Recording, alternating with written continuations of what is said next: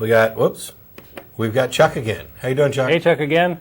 Yes, it's Chuck again. That last caller said something that, just compelled me to call back. Okay. And let it all out. Actually, I mean, that's the whole point of religion, is to keep the masses in line.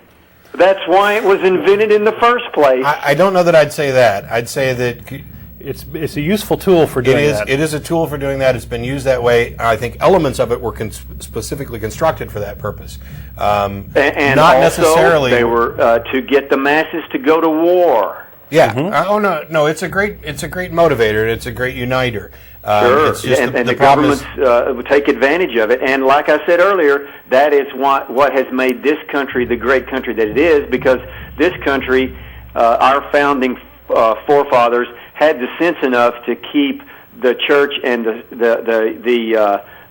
church and the state separate. Right. And another thing, he said, what would happen if droves of people started becoming atheists? Well, it's already happening. I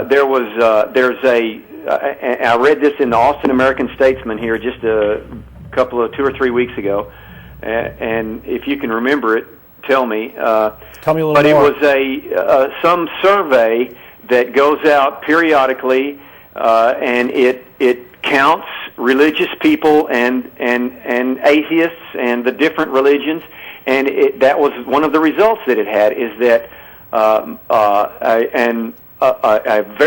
the largest amount that they had ever counted since they started counting of people who were becoming atheists. They didn't say becoming atheists. What they said were they were rejecting religion. Yeah, so there's this category called nuns, or none of the above, that's growing very large. It's people who have rejected conventional religion. Now, in that category, you could lump atheists, you could lump a lot of other folks, you could lump people who are deists, who believe in a God but don't necessarily believe in going to church and these sorts of things. So it's a bigger category, and it is growing, and it is reflective of people leaving organized religion. The number of atheists, I think, is growing too, but much smaller rate.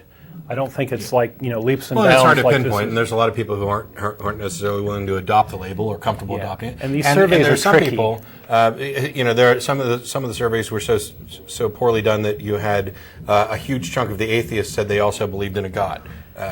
Which leads you to wonder what they're doing. Either the questions were phrased poorly or people didn't understand what they meant. We are out of time.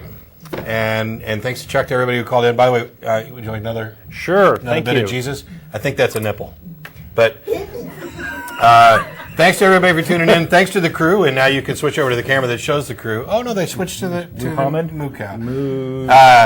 Join us for dinner at Threadgill's down on Riverside. We'll be back on again next week. Don't forget about the putt-putt if you're in town. The Bat Cruise coming up. Check all our kinds website. of events. Check the website. You can email tv@atheist-community.org.